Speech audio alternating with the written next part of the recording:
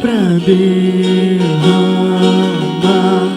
sobre os corações toda a graça do Pai.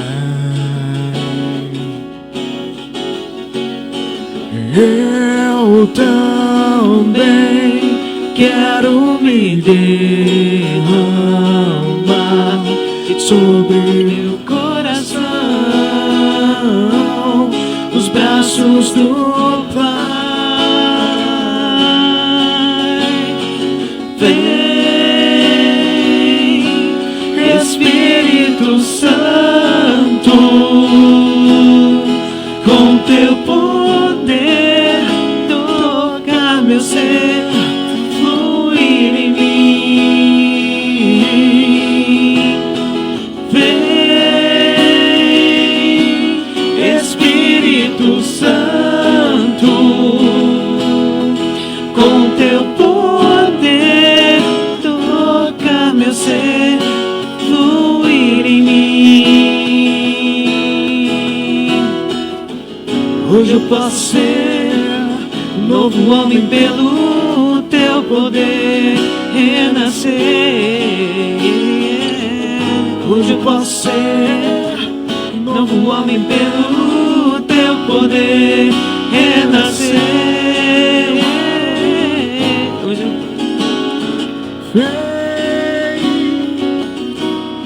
Espírito Santo, com teu poder tocar meu ser, fluir em mim. Vem, Espírito Santo, com teu poder tocar meu ser, fluir em mim.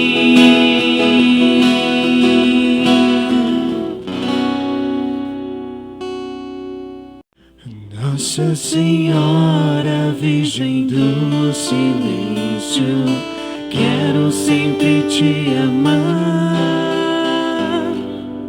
deitar no teu colo, sentir teu perfume, teu carinho materno ganhar. Nossa Senhora, Virgem do Silêncio, quero sempre te amar, deitar no teu colo, sentir teu perfume, teu carinho. Boa noite a todos, tudo bem? Sejam todos bem-vindos. Essa é a live Evangelho de Lucas. Eu sou o Christian, tudo bem com vocês? Vamos dar uma olhadinha como é que tá? Nossa, 39 pessoas, sejam todos bem-vindos. Ó, vamos lá. Neuza, do Mauri, a mãe do Marquinho aqui. Oi, mãe! Maria Cida Monteiro, Fátima Américo, Vilma Guedes, Carminha Cafundó, a Josi. Oi, Josi, tudo bem? Vamos lá, quem mais? Renata Arato, Francisca Leite, Fernando, Edith Almeida. Sejam todos bem-vindos. É uma alegria muito grande. Eu sou uma das pessoas aqui que está ajudando nesse apoio, que é gigantesco. A gente tem um monte de gente trabalhando para que essa live possa acontecer. Nossos músicos, o Zé, o Marquinhos, a minha esposa Priscila. Essa é a live que o Padre Fernando e o Diácono João vão nos proporcionar um entendimento um pouquinho maior sobre o Evangelho de Lucas. Eles vão explicar o ano litúrgico que passou já a vigorar alguns dias, a partir do Advento. E aí a gente vai entender um pouquinho o motivo da escolha do Evangelho de Lucas para ser trabalhado ao longo desse ano, dentro aí das nossas missas, do nosso Evangelho. A gente vai entender um pouquinho disso. E eu estou aqui à disposição para que possa ajudá-los. Vamos combinar uma coisa que vai ser legal, tá? Eu tenho certeza que eu tenho muitas dúvidas. Eu tenho certeza que vocês também têm muitas dúvidas aí e gostariam de perguntar diretamente para o padre, né, ou para o diácono, para que eles possam explicar para a gente, né, o que é esse evangelho? Para que serve o estudo desse evangelho? O que a gente vai aprender ao longo desse ano? Então, eu vou estar com o celular na mão, eu vou pedir para que vocês mandem as perguntas que vocês têm no meu celular, tá bom? Ó, anotem o número, por favor. Na onde? Tá aqui.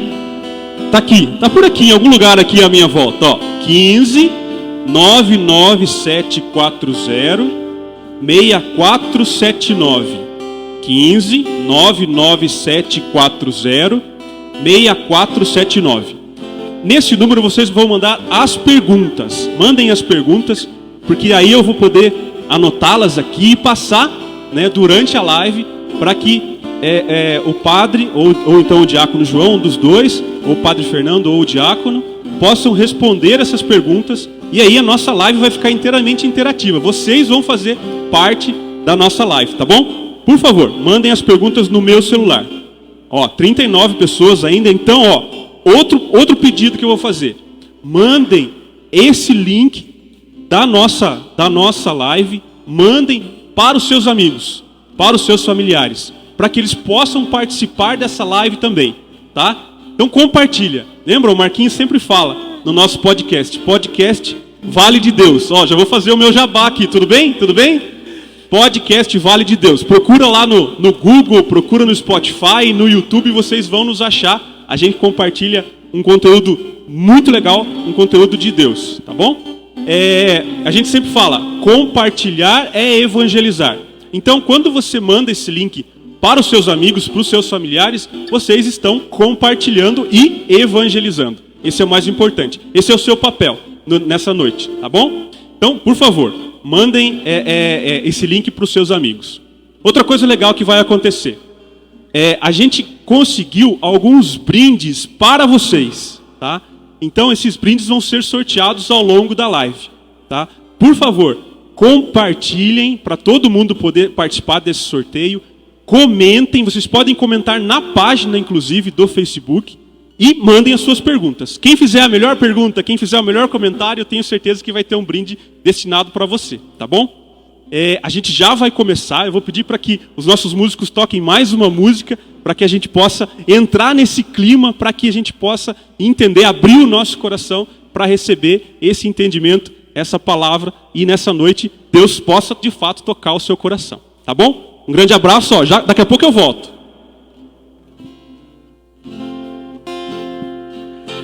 Lágrimas de sangue nos teus olhos, estigma e martírio da alma. Mãezinha, minha vida, pra igreja quero consumir, quero estar ao teu lado na cruz, sofrendo as dores de Jesus, e dizer que na loucura da cruz vou seguir. Quero estar ao teu lado na cruz, sofrendo as dores de Jesus, e dizer que na loucura da cruz vou seguir.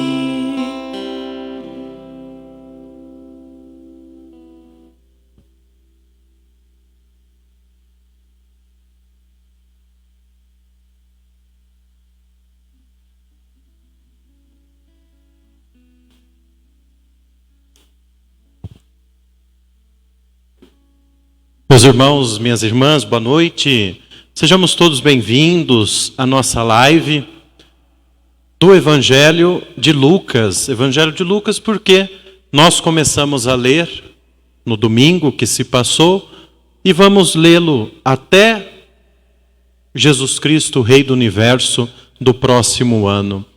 Lucas estará conosco aos domingos, quando participarmos da Santa Missa e lermos o seu Evangelho. Mas isso nós vamos falar daqui a pouco. Padre Fernando, a sua saudação a todos que nos acompanham.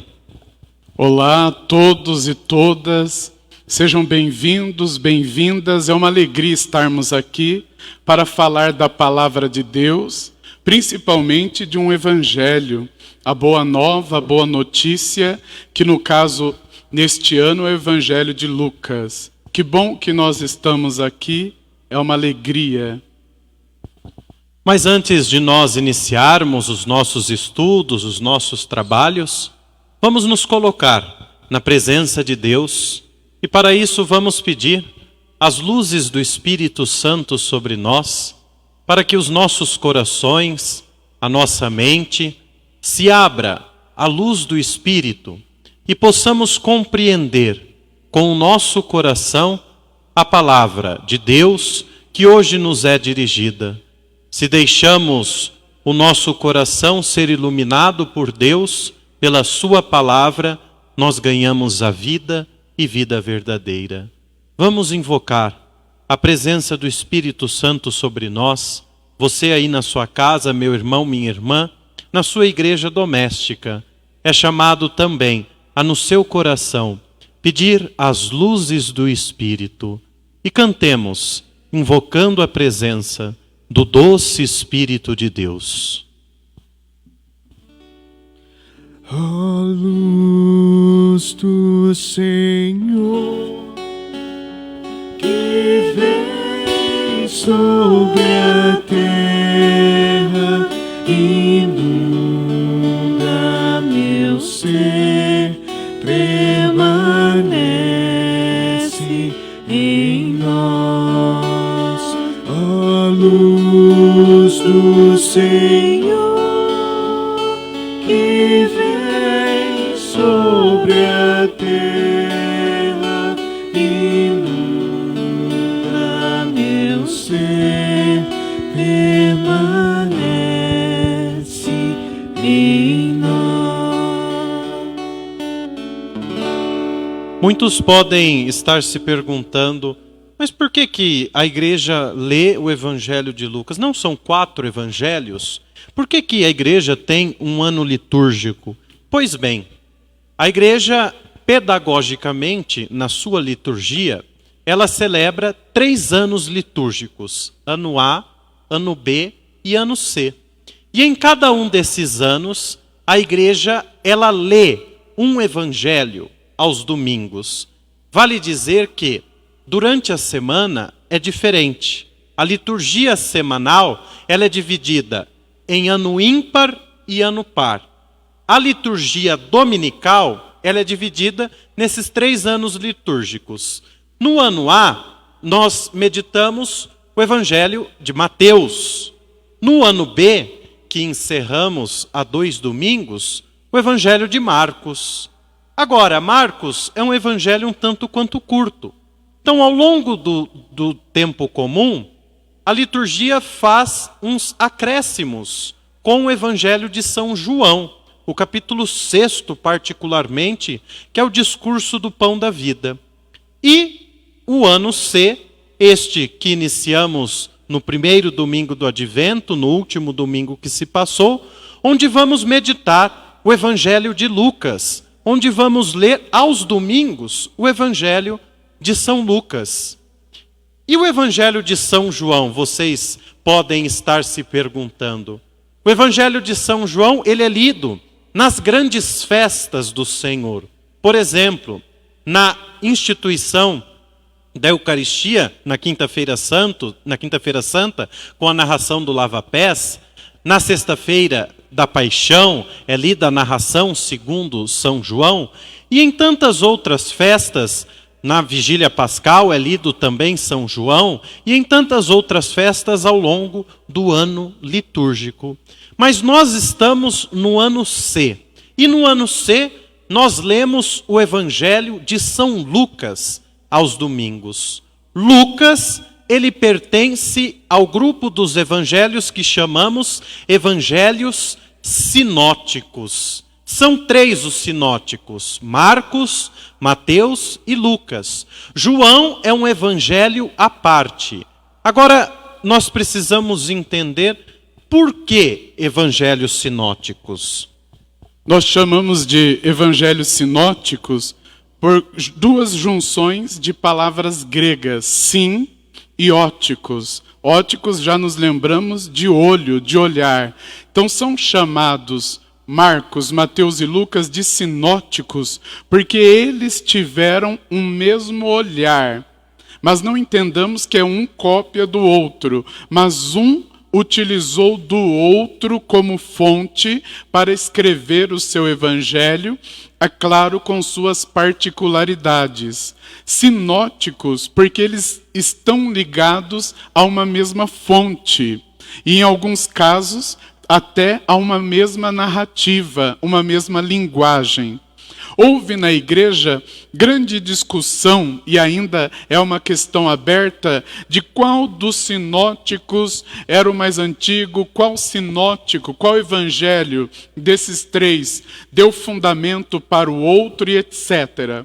Daí temos várias questões chamadas de tripla tradição, ou seja, elementos, narrativas que nós temos nos três evangelhos, por isso tripla. Depois temos uma dupla tradição, que são elementos, perícopes, narrativas, passagens do evangelho que só tem em Marcos ou Lucas, ou só tem em Mateus e Marcos, ou algumas poucas Mateus e Lucas. Mas a teoria mais adequada, não é unânime, mas mais adequada, né, João? É a teoria das duas fontes. Ou seja, Marcos, o evangelho de Marcos, teria sido fonte, porque é mais rudimentar. São só 16 capítulos. É um evangelho cheio de aramaísmos, cheio de semitismo, ou seja, de uma cultura judaica ainda em formação do cristianismo. E o evangelho é curto, num período que tínhamos tanta dificuldade para escrever, então se escreveu o essencial. Então Marcos, uma fonte, e uma chamada fonte que. Esta fonte que é a abreviação da palavra Kelly. Kelly, em alemão, porque a maioria do povo que estuda isso são os alemães, Kelly significa fonte. Então a fonte que, ela seria uma fonte oral, uma fonte com alguns escritos, pequenos escritos que caminhavam. E esta teoria diz que o evangelho de Lucas usou como fonte Marcos, usou como fonte esses escritos que chamamos de Kelly, mas também tinha aquilo que era próprio dele. Tanto Marcos como Mateus e Lucas têm aquilo que é próprio, principalmente a maneira de descrever. Essa é a teoria das duas fontes, para que nós entendamos por que sinóticos. Eu já ouvi muitas pessoas dizendo, um é cópia do outro. Não, mas é que provavelmente Mateus e Lucas utilizaram Marcos como fonte e os três utilizaram desta fonte Kelly, que não são escritos, não é um compilado, mas são vários escritos que circulavam na igreja primitiva, a igreja do primeiro século. Tanto que, se nós pegarmos alguns trechos dos três evangelhos e colocarmos em colunas, nós conseguimos montar uma espécie de sinopse, uma espécie de comparação. Então, são coisas que estão presentes nos três evangelhos, mas que são narradas de uma forma diferente, num lugar diferente, com uma entonação diferente.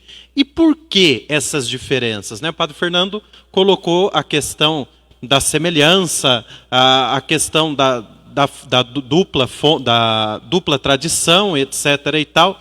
Mas e quanto às diferenças? As diferenças, elas vão se associar predominantemente, em qual câmera eu estou, meus assessores? Nesta?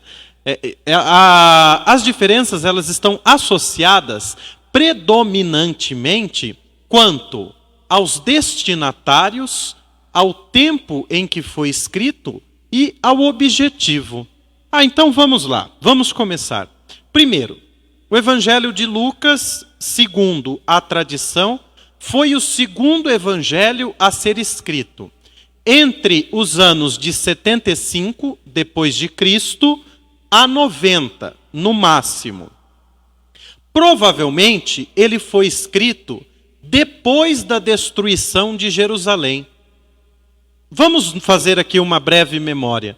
O evangelho de domingo passado, Jesus falava que iria aparecer sinais no céu, nas estrelas, no sol, na lua, que os homens iam tremer de medo só de ouvir o barulho das ondas, que as forças do céu seriam abaladas. Por que que Jesus usa essa linguagem? Por que que Jesus usa essa linguagem? O evangelista coloca na boca de Jesus a sensação do povo da época. Então, após a destruição do templo de Jerusalém, que, digamos assim, era o referencial, era o norte religioso do povo, eles estavam perdidos, eles estavam sem esperança. Por isso, o evangelista coloca essas palavras que são do gênero apocalíptico, colocam essas palavras na boca de Jesus. Mas isso eu estou dizendo para mostrar que o evangelho, ele foi escrito dentro de um contexto, isto é, dentro de uma comunidade, possui um destinatário. Quem são os destinatários do evangelho de Lucas? Não são os judeus.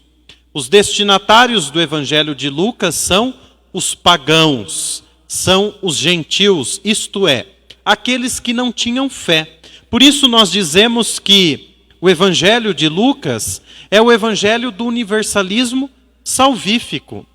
Nós podemos pegar, por exemplo, o capítulo 1 de São Lucas, os primeiros versículos. Padre Fernando vai falar daqui a pouco sobre isso. E nós vamos ver que Lucas, ele coloca um destinatário exato para compreendermos essa universalidade da salvação. Esse Deus que vem salvar a todos. A mensagem de salvação é para todos. Mas quem é Lucas? Lucas, ele trata-se de um pagão convertido ao cristianismo. Provavelmente Lucas não viveu na religião judaica, não tinha os costumes judaicos, mas ele era um discípulo, podemos dizer que ele era um discípulo de Paulo. E não foi testemunho ocular, né? E não foi testemunho ocular, ele não viu a Jesus. Acho que dos evangelistas, talvez Lucas tenha sido o único que não tenha tido esse contato com Jesus, não tenha sido testemunho ocular de Jesus. Mas era um discípulo de Paulo. E Lucas, diz a tradição, que era médico, era um intelectual. Por isso nós vamos ver que o evangelho de Lucas, ele é escrito numa linguagem mais rebuscada, uma linguagem mais trabalhada, porque Lucas, de fato, ele elaborou uma pesquisa. Mas sobre isso, o Padre Fernando vai falar. Mas antes de eu concluir, Lucas tem um objetivo. O objetivo de Lucas é apresentar Jesus como Salvador de toda a humanidade, de todas as nações, não só de um grupo, não só dos judeus, mas de todas as nações, de toda a humanidade. E é claro, dentro deste conceito, nós temos que entender, quando falamos autor, não é alguém que sentou-se, eu vou escrever, mas é alguém que compilou aquilo, pode ter sido uma comunidade autora, mas que esteve como base Lucas. E nós temos que entender que todos os livros da Sagrada Escritura, a primeira forma deles foi a oralidade. Primeiro, essas palavras fortes de Jesus foram transmitidas por aqueles que viram a Jesus, que conheceram a Jesus. Depois, elas foram sendo transmitidas por aqueles que conheceram a Jesus. Mas chegou uma hora, principalmente entre os pagãos, mas será que Jesus realmente existiu? Será que isso não é uma invenção? Aí surgiu a necessidade do gênero chamado evangelho. O evangelho, ele vem não fazer uma biografia de Jesus, mas ele vem mostrar que este Jesus verdadeiramente agiu na história, deu a salvação a todos, e a partir desta oralidade, esses documentos foram sendo compilados. E o destinatário, o objetivo, os destinatários, como João disse, são aqueles que não acreditavam, mas que estavam ali pesquisando, querendo aprender. Mas o objetivo do Evangelho de Lucas está no capítulo 1, versículo 1 a 4. Vou ler para vocês, a minha versão é a Bíblia de Jerusalém. Visto que muitos, aqui já corrobora o que eu acabei de falar, muitos estavam perguntando, mas será quem é esse Jesus? Porque não tem mais ninguém. Todos os que viram já morreram, os que ouviram, os que... E aí ia a bola de neve. Então, Lucas já diz aqui, visto que muitos, ou seja, era um questionamento muito forte. Quem é este Jesus? Como conhecemos Jesus? Haja vista que o pregador mais conhecido desta época, inclusive Lucas, foi discípulo dele, era Paulo. E Paulo não era uma testemunha ocular. Então Lucas diz, visto que muitos já tentaram compor uma narração dos fatos que se cumpriram entre nós. Ele quer dizer, não só Marcos, não só Lucas, aí justifica um pouco a fonte Kelly, mas muitas pessoas tentaram mostrar a paixão, a morte e a ressurreição de Jesus, que nós chamamos de querigma ou querigma. O que é o primeiro anúncio? Jesus nasceu, morreu e ressuscitou por nós. E em Lucas, essa ressurreição não era apenas para os judeus, mas para toda a humanidade. Aqui temos uma influência de Paulo muito grande. Conforme, versículo 2, conforme nos transmitiram os que desde o princípio foram testemunhas oculares e ministros da palavra. Reforça o que eu disse. O povo estava falando, não, queremos ouvir algo das testemunhas oculares, ou pelo menos de quem conheceu Jesus, ou conheceram os apóstolos. Então ele diz aqui, nós transmitimos o que desde o princípio testemunhas oculares e ministros da palavra. A mim também pareceu conveniente, após a acurada investigação de tudo desde o princípio, escrever-te de modo ordenado, ilustre Teófilo, para que verifiques a solidez dos ensinamentos que recebeste. Este é o objetivo do Evangelho. Resgatar essa questão de Cristo verdadeiro nasceu, morreu e ressuscitou, trazer alguns elementos históricos, mas não é um livro histórico, cronológico, mas ele traz algumas pinceladas históricas. E para quê? Para que nós verifiquemos e cresçamos na fé, possamos, a partir do primeiro anúncio do querigma, possamos anunciar Jesus a todos os povos. Esse é o objetivo desse escrito de Lucas. E antes aqui de terminar essa parte, não podemos deixar de sempre ler o Evangelho de Lucas com Atos. O mesmo autor é atribuído, e no início, antes do cânon ser formado, em até algumas primeiras listas, o Evangelho de Lucas e o livro dos Atos dos Apóstolos era um só. Depois foi separado pela igreja do primeiro, segundo e terceiro século. Então nós temos que ler Lucas e Atos de maneira unida. Vale também comentar que aparece tanto no início do livro de Atos dos Apóstolos, como de Lucas, essa figura do Teófilo, né? Muita gente pergunta, mas quem que é esse Teófilo? De fato existiu? Era alguém da comunidade? Era uma comunidade? Quem que é esse Teófilo? Theos quer dizer Deus. Filo quer dizer amigo, amizade, né? Filosofia, amizade com a sabedoria. Então, Teófilo quer dizer amigo de Deus.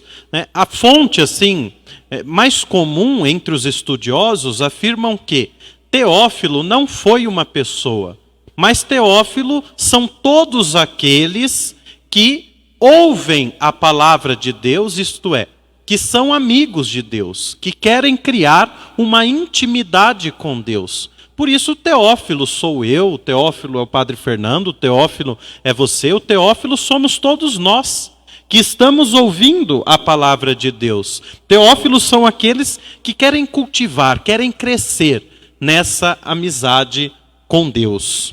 O Christian, acho que vai falar alguma coisa? Quero falar, quero participar também. Que bom. Ei, pessoal, tudo bem com vocês? Estão gostando da live? Olha, eu estou aprendendo muita coisa. Importante a gente ter mais momentos como esse, tá? Por favor, comentem. Olha só a quantidade de gente. Sabe quantas pessoas estão aqui? 99 pessoas estão acompanhando a nossa live. Muito obrigado. Eu vou falar o nome de alguns aqui, ó. A Lucilene, a Lu está participando. A Lucilene está aqui com a gente. Zilda Souto, Ivone Palmeira, vamos lá, Alessandra Azevedo, o João Carlos, a Uricema. Oi, Uri, tudo bem? Maria Antônia. Esse pessoal está acompanhando aqui com a gente. Eu não consigo falar o nome de todo mundo, porque primeiro que some daqui da minha tela, segundo que é bastante, ó, já subiu 102. Isso quer dizer que vocês estão participando sim, porque estão compartilhando o nosso link com seus amigos. Muito obrigado, a gente fica muito agradecido. E a gente está aprendendo muito, entendendo o motivo pelo qual a nossa igreja, né, está estudando o Evangelho de Lucas e vai trabalhar o Evangelho de Lucas ao longo desse próximo ano, ao longo desses dias e do próximo ano. Muito obrigado mesmo. Ó, vocês estão percebendo que eu estou na mão aqui, ó? A gente tem um brinde. Ó, a Bíblia Pastoral, Novo Testamento e Salmos. Um guia de bolso. Isso aqui, ó, muito legal a gente ter na nossa casa, colocar aí na bolsa da mulher, colocar aí na mochila, colocar no carro, para que isso possa ser a nossa leitura diária. Leitura diária. Eu queria muito pegar esses dois aqui, o Padre Fernando e o Diácono João, colocar num potinho e levar para casa. Aí eu abro o potinho toda vez que eu preciso ouvir. Mas não dá. Mas você sabia que a gente consegue escutá-los, né, por aqui, né? A nossa ferramenta diária. Então, o celular serve para isso também. Quem já escutou a homilia diária do Diácono João? Né? Ele está na página da comunicação, ele está lá na página do podcast Vale de Deus do YouTube. Então, usem essas ferramentas. Quando vocês forem escutar ele, pega a sua Bíblia e abre na hora, né? Acompanhe a leitura. Isso vai fazer com que o seu dia seja muito melhor, tá bom? Bom, vamos fazer o primeiro brinde. O que eu podia fazer, hein? Ó, lembra que eu falei que a gente tem que mandar as perguntas no meu WhatsApp, né? Então, como é que é o meu WhatsApp? 15 99740 6479. Quem mandar uma pergunta, o primeiro que mandar uma pergunta sobre a nossa live, já vai ganhar esse primeiro brinde aqui, tá bom? Ó, começa a partir de agora. Quem mandar a primeira pergunta, vamos ver? Vamos dar um segundinho aqui. Toca uma música, gente. Uma pergunta adequada. Uma pergunta adequada, né? Não pode ser se eu sou casado. Não, eu sou casado sim, ó. Tá aqui. Tá bom? Manda uma pergunta legal sobre o Evangelho de Lucas, sobre o objetivo, né, que o Padre Fernando acabou de nos falar, né, sobre Lucas. Lucas era médico mesmo? Cara, isso é muito legal, isso explica muita coisa. Bom, manda uma pergunta aqui. Se for uma pergunta legal, a gente vai dar só o tempinho aqui de uma música, tá bom? Vamos lá.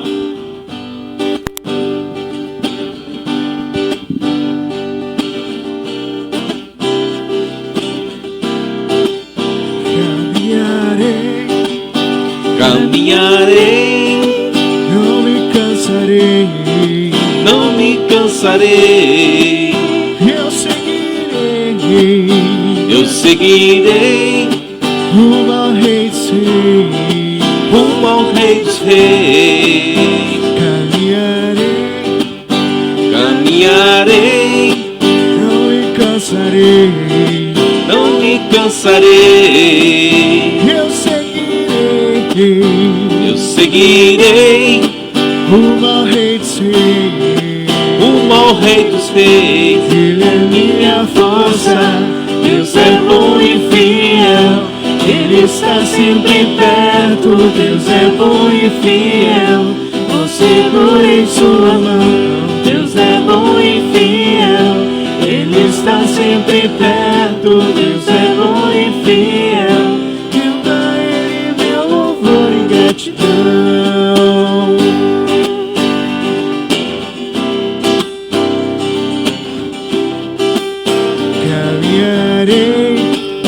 Caminharei, não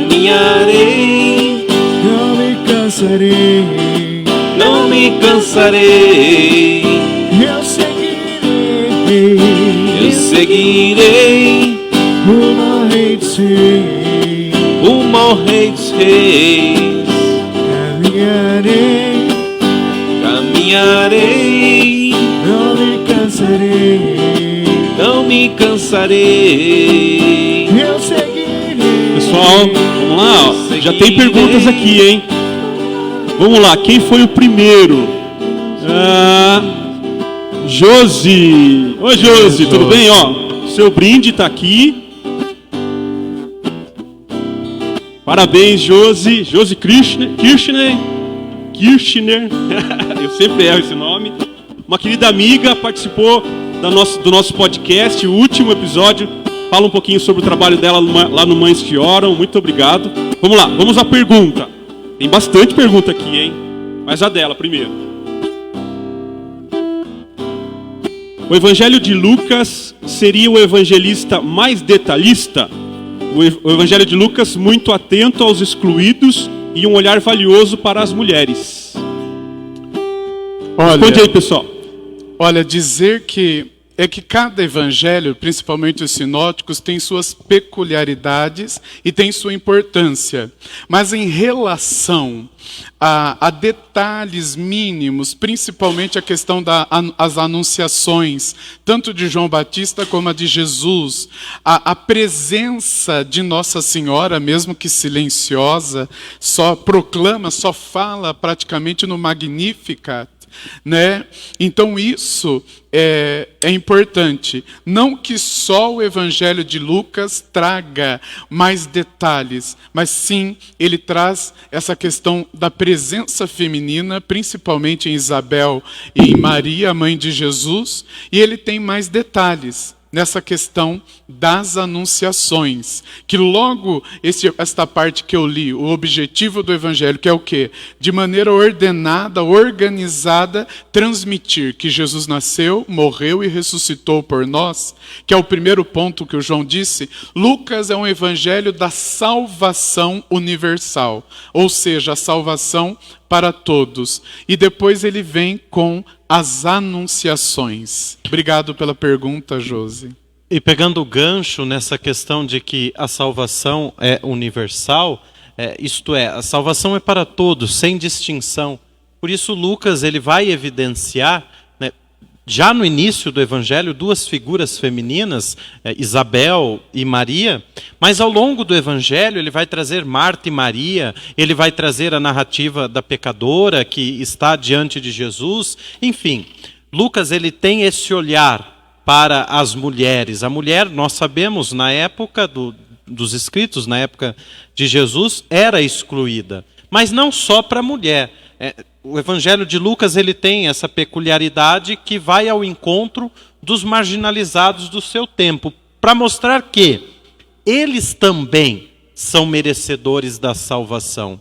Mas agora, gostaríamos de fazer um link nos dois episódios das anunciações. A primeira anunciação é a anunciação de João Batista, está lá no capítulo 1, dos versículos 5 ao versículo 23. A anunciação de João Batista. Em João Batista nós temos Zacarias e Isabel. Os dois eram um casal de idosos, portanto, diz o texto que Isabel era estéril, não podia ter filhos. Zacarias, ele era da casta sacerdotal, portanto ele ia todos os dias ao templo oferecer o seu sacrifício. Isabel e Zacarias eram descendentes de Abraão.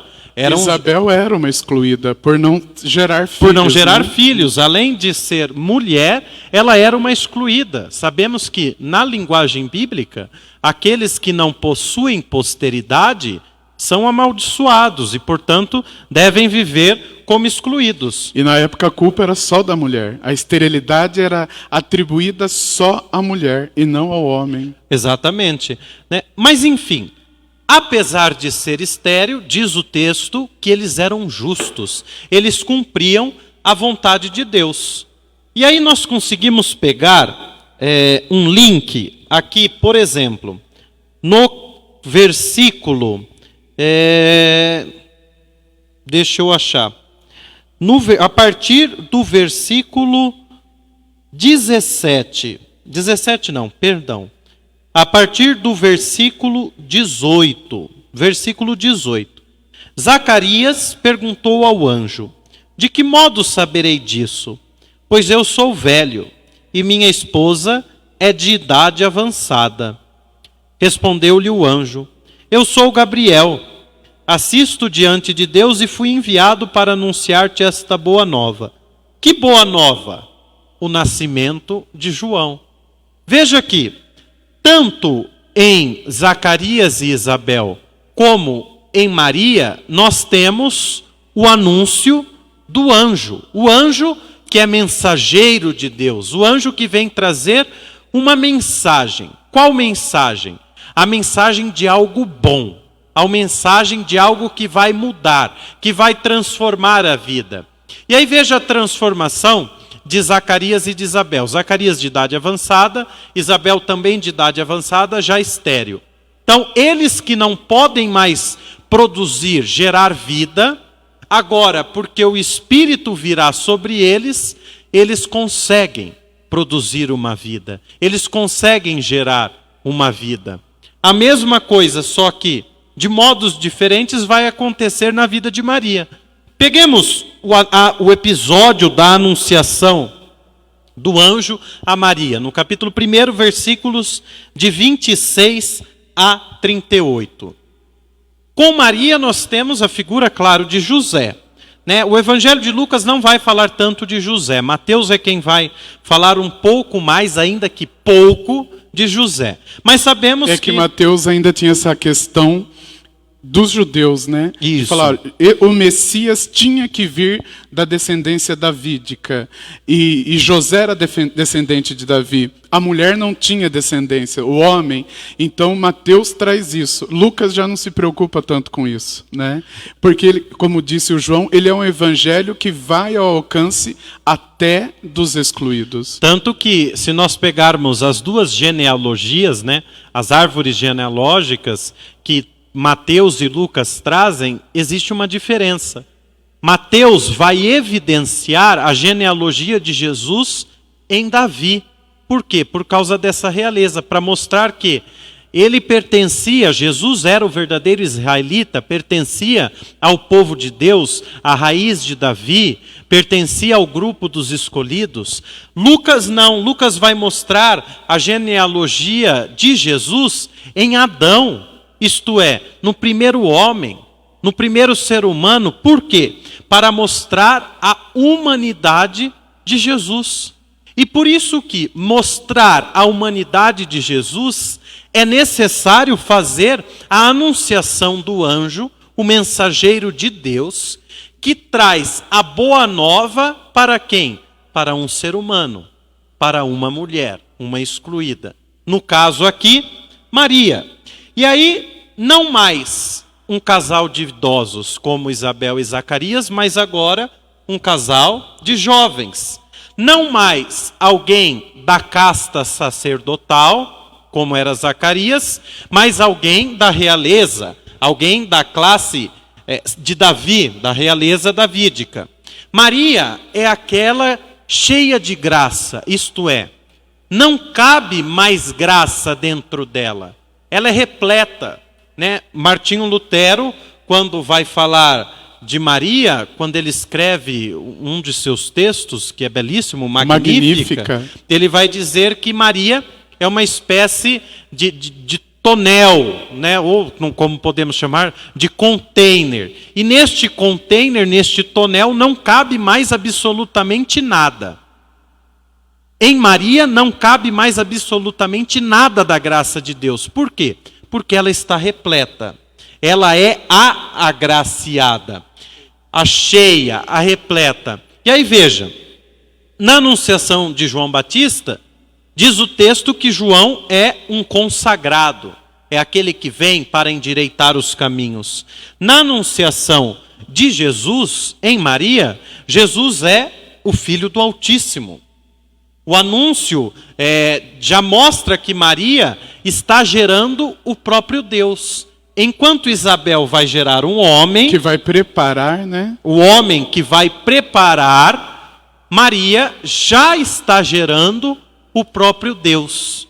O próprio Deus que vem como homem, vem no seio de uma mulher. Por isso, este Deus é Deus, mas também é humano. Estamos tratando de duas identidades. E é o que a nossa fé acredita, é o que professamos. Jesus, que é Deus, mas que também é homem. Duas naturezas, ele é filho de Deus e ele é filho do homem. Por isso, nós nos valemos das duas anunciações, a anunciação de João com Zacarias e Isabel e a anunciação de Jesus com Maria. Tanto que é interessante, né? Mateus traz a primeira coisa, a genealogia. Lucas vai falar primeiro das anunciações, para depois, no capítulo 3, depois da visita dos vizinhos de Isabel e Zacarias, dos pastores ali no nascimento de Jesus, dos reis do Oriente, os que nós chamamos de magos, aí no capítulo 3 que ele vai fazer a sua genealogia. E a respeito das anunciações, né, o João vai falar melhor, há também aqui uma transição, uma tentativa de mostrar, porque João Batista é considerado o último dos profetas, então muito ligado ao Antigo Testamento. Zacarias era sacerdote. O judeu tinha 3 bases: a lei, a terra e o templo. Né, a lei, que é o Pentateuco, né, a Torá, a terra, que é a terra prometida, ali na Judéia, principalmente, e a questão do templo. E como o Evangelho de Lucas foi escrito provavelmente o templo foi destruído no ano 70, e a data do Evangelho, possível data do Evangelho de Lucas é 75, 80, então é muito recente. Destruiu-se uma base do judaísmo. Como reconstruir isso? João Batista, Zacarias, Isabel e João Batista representam esse elo que faz continuar aquilo que Deus prometeu no Antigo Testamento. Eles são o último elo que agora vem Cristo dar todo sentido àquilo que se acreditava do Antigo Testamento. Por isso, uma anunciação para João, ligando a questão judaica, a questão da fé, da lei, do templo, e depois Jesus, que não vem mudar, mas vem dar pleno sentido. Anunciação de João, anunciação de Jesus. E claro que essas duas anunciações, elas precisariam ser assim conectadas. Veja a inteligência do evangelista. Por isso que ele disse, de maneira bem ordenada. De maneira bem ordenada e sistemática. O que ele faz? Ele traz o episódio da visitação.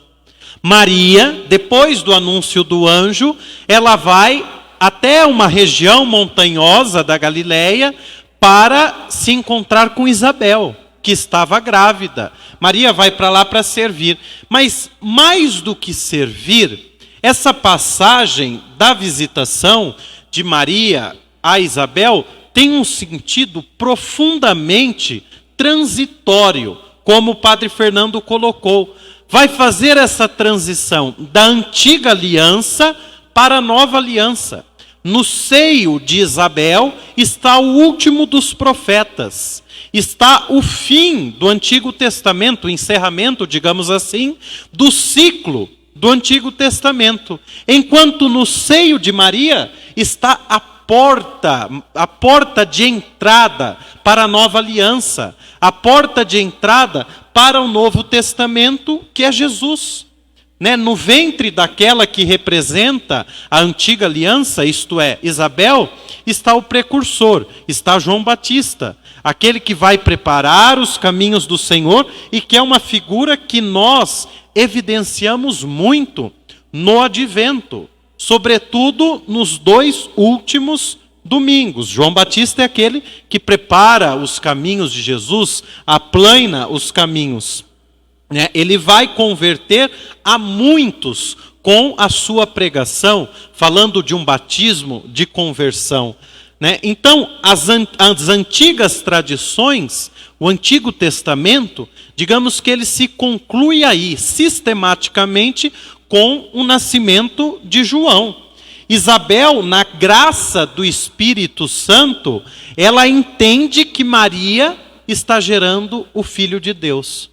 Por isso que no encontro da Anunciação, e isso nós vamos, no encontro da visitação, perdão, isso nós vamos ver daqui a pouco, a presença do Espírito no Evangelho de Lucas, ela diz que, Isabel diz a Maria, logo que você chegou, a criança pulou de alegria no meu ventre.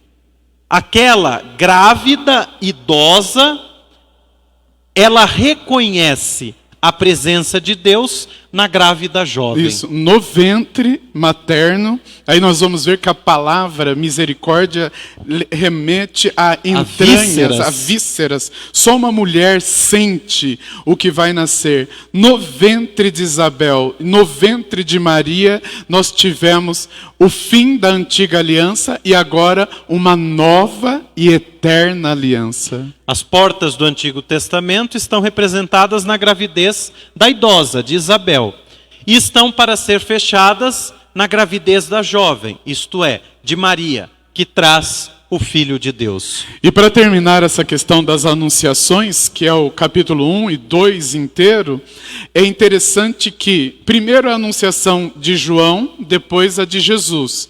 Mas o judeu, como eu já disse, era oralidade, né? Os judeus cristãos, então eles decoravam determinados cânticos. E esses cânticos eram lidos, eram proclamados principalmente, eram proclamados em momentos muito importantes da vida do judeu. E aqui há uma inversão que Lucas faz. Primeiro ele faz a anunciação de João Batista, depois a de Jesus. Mas a primeira a fazer um cântico é Maria, com o Magnificat. E depois Zacarias com o Benedictus, para mostrar que João Batista é importante, é tudo, é o precursor, mas aquela que cantou, aquela que proclamou tudo o que Jesus representa, primeiro foi Maria. O Senhor, ele realiza as grandes obras, como Maria diz no Evangelho, minha alma engrandece o Senhor, porque ele se alegrou em mim. Primeiro Maria, depois Zacarias, que pode dizer, bendito seja o Senhor Deus de Israel.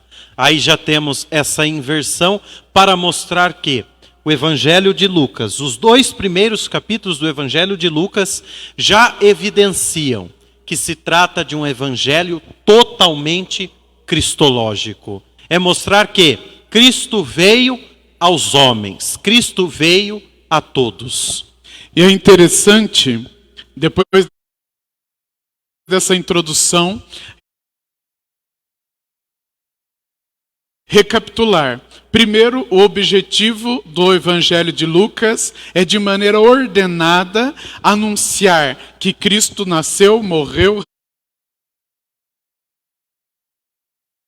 ressuscitou. O querigma. Tá certo? Esse é o objetivo.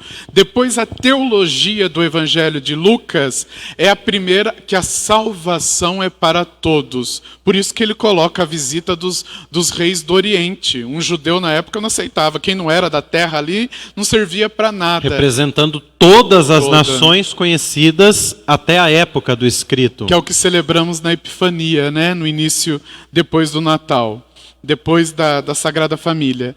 E depois, todos os evangelhos, de cada um de uma maneira, eles vão, depois de sua introdução, eles vão fazer 2 passos principais. O ministério de Jesus, a vida pública de Jesus na Galileia, que já eram um povo judeus, mas meio excluídos, porque só os da Judéia se consideravam os puros.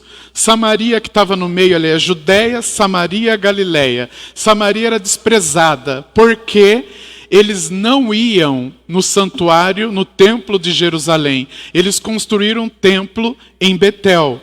Então eles eram desprezados, porque só no templo de Jerusalém se podia adorar de maneira plena. E depois a Galileia, que eram como que os judeus não são puros, mas são melhores do que os samaritanos. Então os evangelhos vão trazer o ministério de Jesus na Galileia, o ministério de Jesus na Judéia, mas no sentido de uma viagem, Jesus vindo a Jerusalém. Caminha até Jerusalém para a cruz. Que até no Evangelho de Lucas a impressão é de que foram dias, né?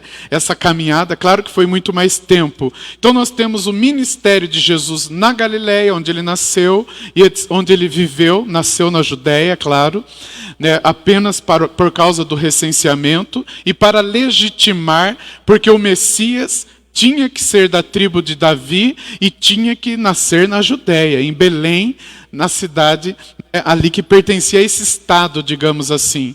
Então agora nós vamos passar lá para o capítulo 4, porque nós vamos ter aí a preparação para o ministério de Jesus, como dissemos, João Batista como aquele que prepara o caminho do Senhor. Então ele fala, ele anuncia, mas a partir do capítulo 4, depois que Jesus foi tentado a voltar à antiga aliança, digamos assim, nós temos o início agora, não mais João Batista, tanto que ele batiza o Senhor, mas agora é o próprio Senhor. João Batista preparou, agora ele é o caminho, a verdade e a vida. Acho que seria interessante, antes de nós adentrarmos no programa cristológico de Lucas, tratar que Lucas é o único evangelho que vai falar da infância de Jesus. É considerado o evangelho da infância.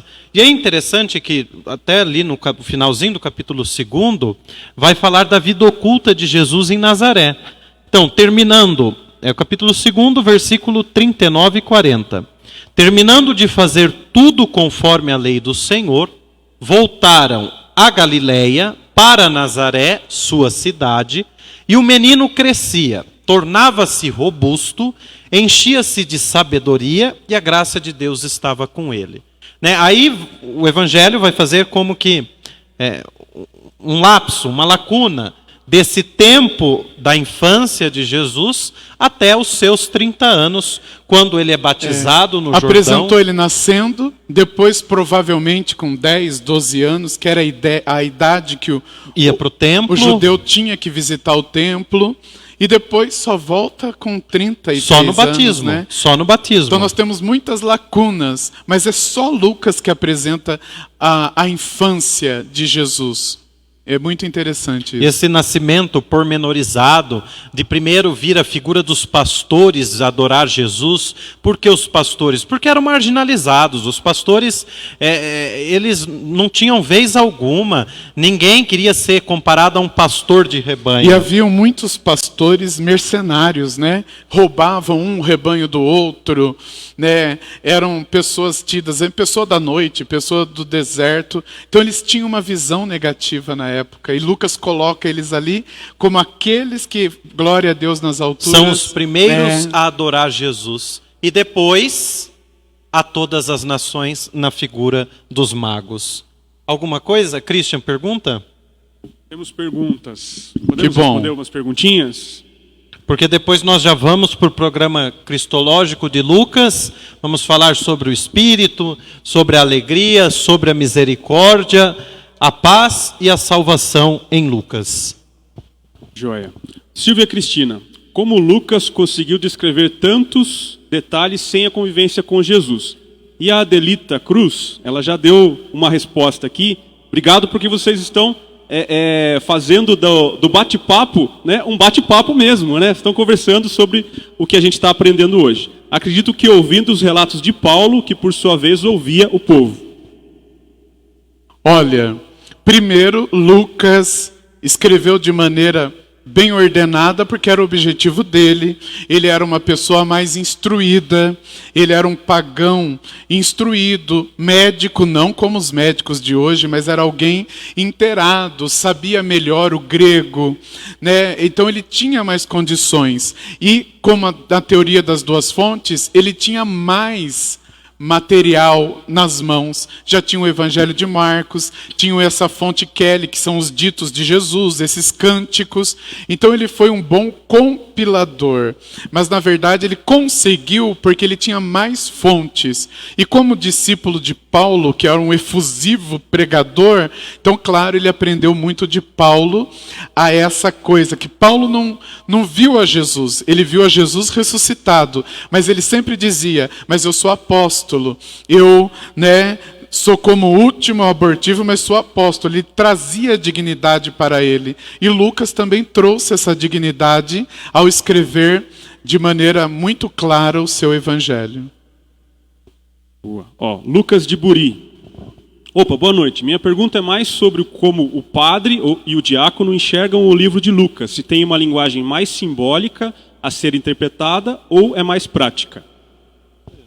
Bom, Lucas, essa questão da linguagem simbólica ou prática, nós precisamos entender que toda história, quando ela é contada, ela pertence a um gênero, né? Então, nós temos romance, terror, drama, suspense, os gêneros em si.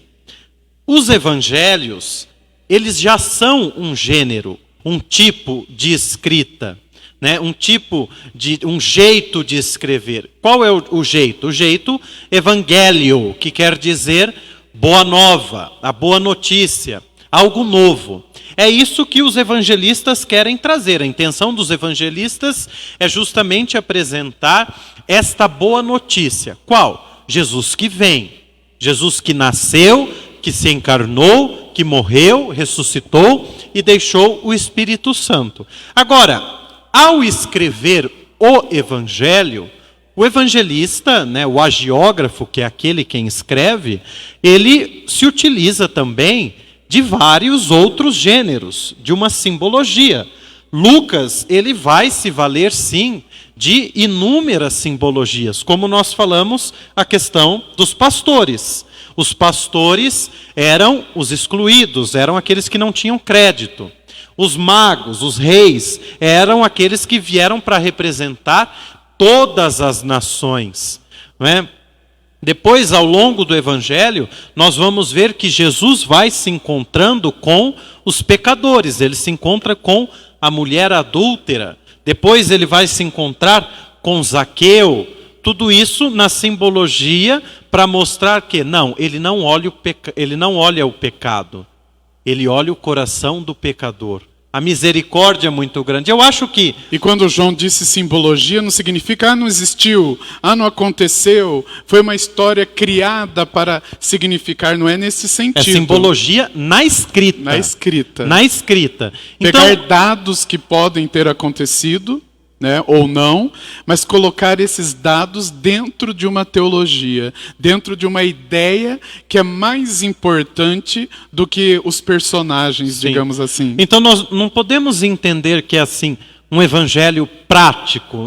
Acho que, não sei, Padre Fernando pode pensar diferente, mas o gênero evangelho, ele não tem essa intenção de ser prático, como nós conhecemos hoje. O Evangelho quer transmitir uma mensagem. Ele transmite essa mensagem através de uma simbologia.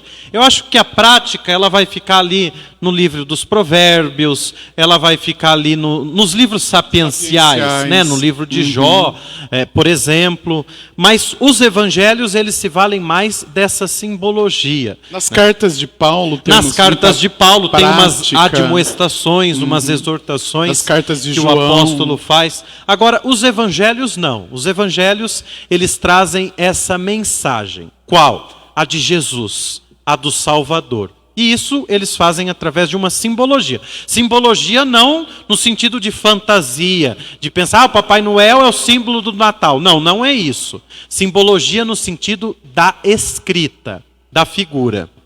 Eu sempre costumo dizer ao Lucas, que perguntou a todos e todas, que cada pessoa tem um jeito, né, de transmitir uma mensagem. Às vezes é a mesma mensagem, é o mesmo, Cristo nasceu, morreu e ressuscitou por nós e deu a salvação, mas cada autor, cada comunidade autora escreve com aquilo que é próprio. Se eu fosse escrever alguma coisa, vai ter toda a exaltação, vai ter toda a minha maneira de seria escrever quase ali. uma Fernanda Montenegro ou uma Maria Bethânia. E até ali era ser, tá. Agora se fosse o João, já ia ser de um jeito. Se, por exemplo, fosse a Veri, que está aqui nos ajudando, ela já ia escrever de uma outra forma. Então isso não significa que são invenções, mas são maneiras de escrever tudo que foi oralizado primeiro. Exatamente. Muito bom, muito bom. Ó, para a última pergunta, mas antes eu gostaria de fazer mais um sorteio. E aí eu quero que vocês façam uma coisa diferente agora. Vocês vão tirar uma foto da família de vocês e mandar no meu WhatsApp, tá bom? Vamos lá. 15... Assistindo a live, assim. Isso, assistindo a live. A gente sabe que a Edith Maria está lá. Ela, o Fernando, o seu Dito, Dona Edith, a Maria Fernanda pulando na sala. A Dona Berta está lá. A Dona Berta, foi aniversário da Dona Berta ontem. Olha, 91 anos, está lá, com certeza. Amanhã vai encher o Padre Fernando de perguntas. Nosso bispo disse que ia assistir, pode tirar a live também. Isso, por favor. Ó, esse é o prêmio. A Bíblia Sagrada, edição pastoral, Bíblia completa.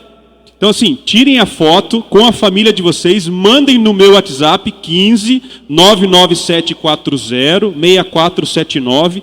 Estamos aí com 102 pessoas agora, mas a gente já estava na casa aí dos 110. Então continue compartilhando. Não é o primeiro, tá?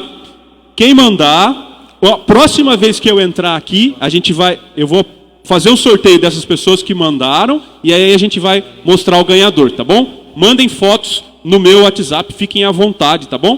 Para que a gente possa compartilhar também com a família de vocês. Eu não vou conseguir ler todas as perguntas, tem bastante pergunta aqui. Mas aí eu vou passar para o João e para o Padre Fernando para que eles possam responder e aí a gente manda para vocês ao longo dos próximos dias, tá bom? Só mais uma questão que eu achei muito legal. O Rômulo. Por que Lucas foi escolhido para ser um evangelista da nossa Bíblia? Na verdade, não foi escolhido. Na verdade, ele foi um chamado de Deus, uma inspiração, porque toda a palavra é inspirada por Deus. Ele é o autor da Sagrada Escritura, mas não é uma psicografia, né? Que vem, a pessoa escreve depois, não. Ele usa da humanidade, ele usa do ser humano porque quer, não porque precisa. Então Lucas, ele sentiu esse chamado e por causa de uma maior erudição da parte dele, ele colocou esses dons a serviço do anúncio do Evangelho. Então ele estava ali no meio, né? Qual câmera? Eu estou igual a Hebe. Qual câmera hoje? Né? Aqui. Né? Ele estava no meio de pessoas que estavam questionando. Jesus existiu? Quem que viu? Como que foi? Qual que é a história dele? Então, neste meio, nesta necessidade da comunidade, ele foi inspirado por Deus a escrever o Evangelho, a boa nova que é Cristo. Mas vamos seguindo, que tem muita coisa ainda para a gente falar. Agora nós vamos entrar no que a teologia bíblica chama de programa cristológico de Lucas. Por quê? Porque o Evangelho de Lucas ele é essencialmente cristológico. Então agora nós vamos ver que ao longo do Evangelho, como o Padre Fernando disse, Jesus está caminhando. Então primeiro na Galileia, depois a Judéia, para chegar até Jerusalém. Que na Samaria ele caminhou rapidinho. Na Samaria ele só deu uma passadinha ali. Só João vai falar da samaritana, sim. né? E aí é interessante nós percebermos já duas coisas. Primeiro, Lucas vai apresentar Jesus sempre caminhando. Jesus de Lucas nunca está parado. Jesus está em contínuo movimento. Jesus só para uma coisa, para rezar. Para rezar. Até os milagres ele vai. Até os milagres é no caminho.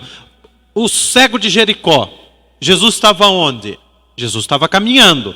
O cego sabia que Jesus ia passar. Zaqueu sobe na árvore para ver Jesus passar. Então Jesus está sempre a caminho. Quando Jesus para, é porque ele está rezando. ele vai rezar. E esta oração, ela tem uma autoridade, que é a autoridade do Espírito. O Evangelho de Lucas, como o livro dos Atos dos Apóstolos, ele tem fortemente marcada essa presença do Espírito Santo. Do Espírito Santo. Tanto que, repetindo, é o Evangelho da salvação para todos. Tem um programa cristológico, mas é um Evangelho do Espírito Santo.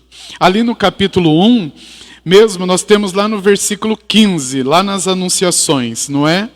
Pois ele será grande diante do Senhor, né?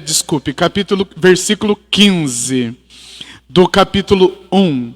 Né? Pois ele será grande diante do Senhor, não beberá vinho nem bebida embriagante, ficará pleno do Espírito Santo.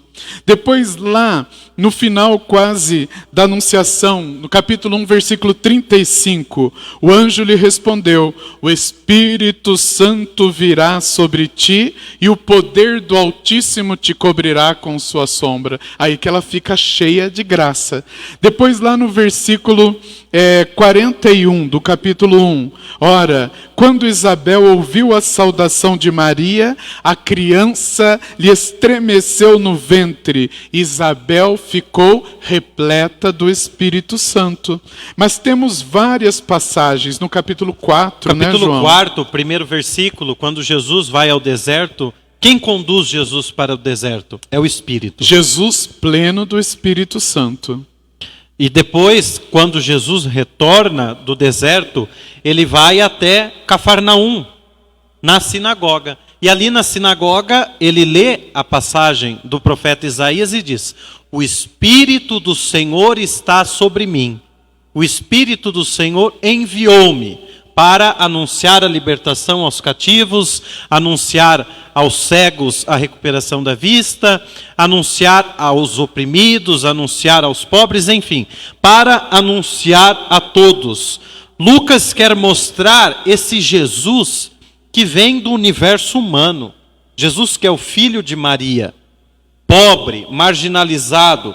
Por isso, mesmo como falamos, a visita dos pastores, no entanto, é um Jesus pleno do Espírito Santo. E é o Espírito quem conduz Jesus. É o Espírito quem faz Jesus caminhar. E é interessante que o ministério de Jesus na Galileia, né, ele começa desta forma. E Jesus lê o profeta Isaías, todos deviam estar olhando, e ele fala lá no versículo, né, olha, 20 e 21 do capítulo 4.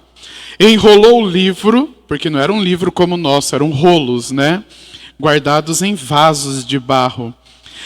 Enrolou o livro, entregou ao servente e sentou-se. Todos na sinagoga olhavam-no atentos. Então começou a dizer-lhes tudo aquilo que o profeta Isaías falou, o Espírito do Senhor e tal. Não, hoje se cumpriu aos vossos ouvidos a passagem da Escritura. Ou seja, eu sou o cumprimento. Não é mais a promessa, é a profecia realizada em Cristo Jesus. E a salvação que Cristo oferece, repito e insisto, se vocês pegarem só isso dessa live já é o suficiente. A salvação é para todos. E aí Lucas, ele vai apresentar 4 atitudes para se chegar à salvação. A primeira atitude está ali no início da pregação de Jesus, no ministério de Jesus na Galileia. A escuta da palavra pelo anúncio de Jesus. Jesus, quando entra na sinagoga, ele lê a palavra, ele lê a lei, né? Ele lê ali o profeta, e depois ele vai ensinar. Ele vai falar e eles vão observar. Ele ensina como quem tem autoridade. É um ensinamento novo. A primeira coluna, né? Como que eu vou alcançar esta salvação que se cumpriu nele? Na escuta. Na escuta da palavra, no estudo da palavra, não apenas na leitura é o primeiro passo, mas no entender a palavra. A palavra é o centro. para que nós possamos crer. Qual que é o objetivo do Evangelho? Mostrar Jesus para que acreditemos verdadeiramente. E como a palavra é o primeiro passo. Depois, uma outra atitude, o desapego dos bens terrenos. O jovem rico vai até Jesus: bom mestre, que devo fazer para ganhar a vida eterna?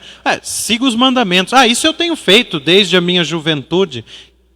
Vai, vende teus bens, dá aos pobres e siga-me.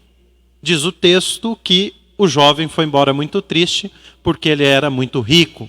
O desapego dos bens para acolher esta salvação que Jesus traz, é preciso ter um coração desapegado.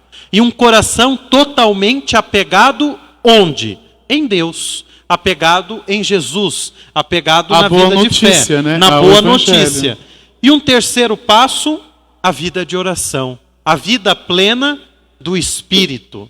Aqueles que anunciam a mensagem, vivem o Evangelho, são portadores desse Espírito Santo. Por isso, quem vive uma vida no Espírito, vive uma vida de oração. E agora, o mais difícil, porque às vezes escutar a palavra é fácil, às vezes rezar é fácil, às vezes ser desapegado é fácil. O mais difícil, caminhar até a cruz. Caminhar até a cruz. Porque Jesus em Lucas está caminhando. Justo. Né? Ele está saindo da Galileia e na Judéia, em Jerusalém, o que espera? A morte. Quem quiser ser meu discípulo, a condição do discipulado, quem quiser ser meu discípulo, venha após mim, isto é, aprenda de mim o caminho de Jesus, o caminho da cruz. Aprenda de mim, renuncie a si mesmo, tome a sua cruz e me siga. Muito interessante esses pilares. E depois desses pilares, como que Jesus vai inaugurar o seu ministério, essa caminhada da Galileia à Judéia? O discurso inaugural está no capítulo 6, que é a questão das bem-aventuranças, ou o sermão da montanha, o sermão da planície, que é bem resumido em Lucas, não menos profundo, mas Mateus elabora de uma maneira bem mais ampla. Lucas, ele coloca 4 bem-aventuranças e 4 não-aventuranças, ou seja, o que nós devemos seguir. As ameaças, os ais de Jesus. A gente sempre fala 4 bem-aventuranças e 4 sem aventura, sem esperança. Quais são essas 4? Felizes vós os pobres, porque vosso é o reino de Deus. Quem são os pobres? Os excluídos. Não de dinheiro, mas de dignidade, excluídos na religião judaica, excluídos na sociedade. Segundo, felizes vós, ou bem-aventurados, que agora tendes fome, porque sereis saciados. Aqui também a fome literal, mas a fome como aquele que busca e não dão condições para que encontrem o alimento espiritual, o alimento material. Felizes vós que agora chorais, porque haveis de rir, aqueles que sofrem, não é? E felizes sereis quando os homens vos odiarem, quando vos rejeitarem, insultarem e proscreverem vosso nome como infame por causa do Filho do Homem. Alegrai-vos naquele dia e exultai. Então aqui nós temos 4 bem-aventuranças. E agora, logo em seguida, olha o antagonismo, ele apresenta os 4 ais, que na verdade são 4, aqui, se você não tomar rumo, você vai acabar praticando isso e afastando-se da graça de Deus. E logo após esse discurso inaugural, em que Jesus apresenta ali o projeto do reino, como seguir e como não seguir, como proceder e como não proceder, Jesus vai falar sobre o mandamento do amor. O amor que não é só aqueles que nos amam, porque isso não tem mérito algum, mas principalmente o amor aos inimigos.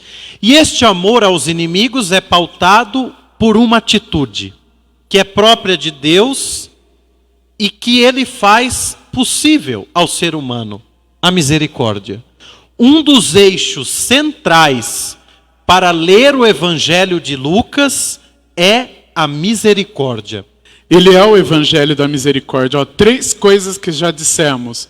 É o evangelho da salvação para todos. É o evangelho, né, de Cristo caminhando, Cristo ali anunciando.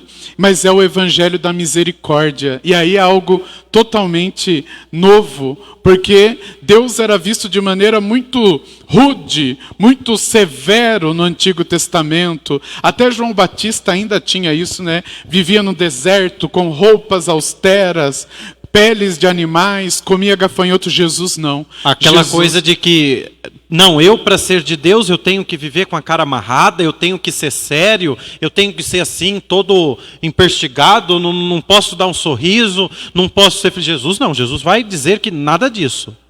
Lucas vai trazer o evangelho da alegria. Neste evangelho da alegria, a palavra, o carro-chefe, digamos assim, é a misericórdia e a gratuidade de Deus, que faz que também nós vivamos nessa misericórdia e nessa gratuidade. É o evangelho que mais usa a palavra misericórdia, né? Que vem do hebraico Hesed, e no Novo Testamento é Hélios.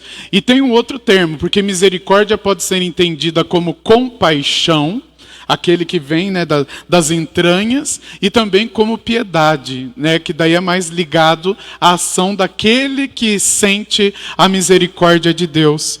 E o primeiro discurso da misericórdia está lá no capítulo 6, versículos 36 seguintes. Depois de passar as bem-aventuranças, depois de falar ai, ai, ai, 4 ais, agora ele vai falar, tá, não precisa ter medo, porque a misericórdia de Deus supera a nossa fraqueza. Sede misericordiosos, como vosso Pai é misericordioso. E o que é ser misericordioso? Não julgueis para não serdes julgados. Não condeneis para não serdes condenados. Perdoai e vos será perdoado. Dai e vos será dado. Será derramada no vosso regaço uma boa medida, calcada, sacudida, transbordante, pois com a medida com que medirdes, sereis medidos também. É um princípio ético, né? O que o evangelho, como que eu vou viver cristamente? A mesma medida que você quer ser medido, né? A mesma medida que você mede o outro, os outros também vão te medir, inclusive Deus. Isso é gratuidade, isso é misericórdia. E é interessante que vai mostrar, Lucas vai trazer, não só no discurso, a misericórdia e a gratuidade de Deus, mas ele vai trazer em parábola. Ele vai trazer Jesus sendo misericordioso. Ele vai trazer, né? Jesus sendo misericordioso. Ele vai apresentar o próprio Deus como misericórdia, né? O Papa Francisco escreveu um livro cujo título é O Nome de Deus é Misericórdia.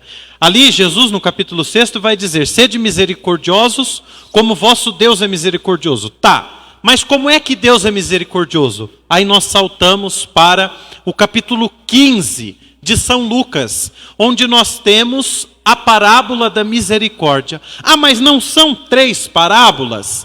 Uns dizem que são. Eu prefiro pensar que é uma única parábola dividida em 3 histórias. Da ovelha perdida, da moeda perdida e a do filho pródigo. É como se elas fossem introdutórias, né?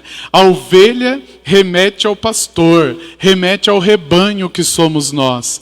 A moeda remete onde nós colocamos o nosso coração, se nos bens, o tesouro, né? Ou em Deus. Aí vem a imagem do Pai misericordioso propriamente dito. Que não julgou, que não condenou, mas que acolheu o pecador. Isso é muito novo. Para nós hoje, pode ser não, isso é normal. Mas para a primeira comunidade era algo assim, era uma mudança radical de um Deus que castigava, um Deus que era muito duro, um militar praticamente, vai para a guerra, mata, eu estou com vocês, de um Deus que é misericórdia, que acolhe, que perdoa. Sem contar que os pecadores, para o povo, para a religião da época, os pecadores não tinham a chance do perdão, do arrependimento. Qual era a condenação do pecador? Era a morte. né? Lá a mulher adúltera, pecadora, eles iam apedrejá-la. Em outros textos também, todos aqueles que pecavam, que erravam, eram condenados à morte ou eram postos para fora da cidade. Aqui não. Por isso, a indignação do filho mais velho, na parábola do filho pródigo. Nós não vamos ler o texto, porque o texto é conhecido de todos nós. Aqui sim é uma parábola, não é uma história, um evento que aconteceu. Mas na boca de Jesus são colocadas muitas parábolas, que são histórias mais elucidativas, do cotidiano do povo, para que as pessoas entendessem uma mensagem muito maior. São como analogias, comparações que nós fazemos. Então Jesus, primeiro ali no capítulo 15, ele vai dizer assim: todos os publicanos e pecadores aproximavam-se para ouvi-lo. Os fariseus e os escribas, porém, murmuravam. Quem que se aproximava para ouvir Jesus? Publicanos e pecadores. Esses eram excluídos da religião. Esses eram postos à margem. Esses não tinham chance de salvação. Mas foram eles quem se aproximaram para ouvir Jesus. Enquanto os religiosos do tempo, que eram os fariseus, os escribas, os mestres da lei, eles começaram a reclamar. Esse homem está ficando louco. Esse homem está falando de um Deus que não existe. A coisa não é bem assim. E aí eles murmuravam: esse homem recebe os pecadores e come com eles. Jesus vem a todos, sem distinção. Jesus então contou-lhes esta parábola. E aí Jesus vai falar: a ovelha perdida, nos remetendo à figura do pastor, nós que estamos no rebanho, Deus que quer alcançar aquela que se perdeu.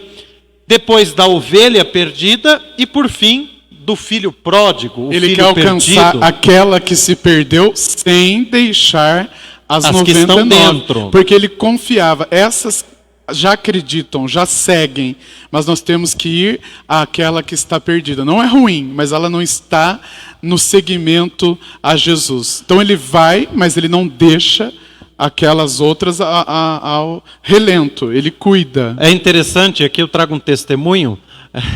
Uma vez uma senhora de uma comunidade disse assim: mas padre fulano só quer cuidar dos jovens. Ele não dá tanta atenção para a gente, ele só quer saber de cuidar dos jovens, fazer as coisas para os jovens. Eu falei: mas a senhora já está na igreja, a senhora já tem uma caminhada de fé. Os jovens é aquela ovelha que está perdida, é aqueles que tem que trazer para dentro, né? Muitas vezes nós temos esse pensamento: mas o que importa é nós estarmos dentro da igreja, o que importa é a gente ir na missa, é a gente viver só aquilo que está ali, que está dentro, e a gente se esquece. Isso é fundamental. De ir mas procurar, não é só, né? Exatamente, isso é fundamental, mas não é só. É preciso ir atrás daquela que se perdeu. E aí veja que tanto a ovelha como a moeda perdida diz: haverá mais alegria no céu por um só pecador que se converteu do que por 99 que já são justos. Há mais alegria para a igreja, há mais alegria para a nossa fé por um que não vinha, por um que não acreditava estar vindo, do que pelos 99 que já estão, que já receberam essa graça. E os que já estão não se sentem excluídos, porque eles se sentem cuidados e acolhidos. E a alegria de ver o pastor, através de nós, ir àqueles que não têm esta segurança, esta certeza da salvação, esta dignidade. Porque tem muita gente que fala: eu só vou atrás daqueles, esqueço os que estão aqui. Não. Eu confio nos que estão aqui e, unidos a eles, nós vamos buscar os que não estão. E isso não é atitude só do padre, do pastor, isso é atitude de todos nós. Não dá para a gente ficar preso só na igreja, só na nossa vida. Eu rezo, eu vou à missa, isso é extremamente importante, com certeza. Mas a gente precisa ir atrás daquela ovelha que se perdeu. Às vezes a gente precisa, por exemplo, são 10 moedas, aquela mulher perdeu, mas uma moeda é insignificante, não importa. Para Deus é valioso, para Deus é um tesouro, para Deus tem valor. Por isso, aquele um que está lá fora, hoje até a gente pode brincar que os 99 estão lá fora e um está dentro da igreja, nós precisamos ir ao encontro. E indo ao encontro, acolher eles com a história, né? Diz o Valmir Alencar naquela canção bonita do filho pródigo, o abraço de pai, e não me perguntou nem por onde eu andei, dos bens que eu gastei, mas nada me restou, mas ao me ver, ao me enxergar, ele me acolheu e me abraçou. Mas houve um desejo na história do filho pródigo. Com certeza. Ele veio, ele buscou, ele reconheceu o que tinha feito. Então esta misericórdia, ela não é boba, é uma misericórdia salvífica, é uma misericórdia do amor, é uma misericórdia que reconhece em toda a criação, principalmente nas pessoas humanas, o amor e a graça de Deus. Então vemos que o Evangelho de Lucas tem um de seus eixos na misericórdia de Deus, esse Deus que é Pai, esse Deus que abraça, esse Deus que busca, esse Deus que vai ao encontro e que deixa-se ser encontrado. Agora, um outro tema, e acho que aqui nós já vamos caminhando para as nossas conclusões, porque nós estamos falando dos temas, e quando você for ler o Evangelho de Lucas, você vai identificar, olha, aqui eu entendi a questão da misericórdia, olha, aqui tem o Espírito Santo, olha, aqui tem algo ainda lá do Antigo Testamento, mas tem uma ação nova, aqui tem pessoas que não eram dos que se sentiam escolhidos, mas agora são pessoas excluídas, mas que se colocaram a caminho do Senhor. Nós vimos que a salvação é para todos, que a misericórdia é uma via de salvação, que para se chegar à salvação é preciso a escuta da palavra, é preciso o desapego dos bens terrenos, uma vida de oração, uma vida no Espírito, é preciso caminhar rumo à cruz, aguardando a ressurreição. E aí nós podemos nos perguntar, quando, como se dá a salvação? Lucas vai responder, a salvação se dá no tempo. A salvação se dá no hoje. A salvação se dá no agora.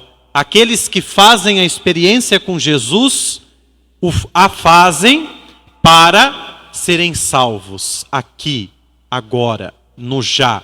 E isso o Evangelho de Lucas vai mostrar que o tempo, o agora, o hoje, traz consigo a salvação. Zaqueu, desce.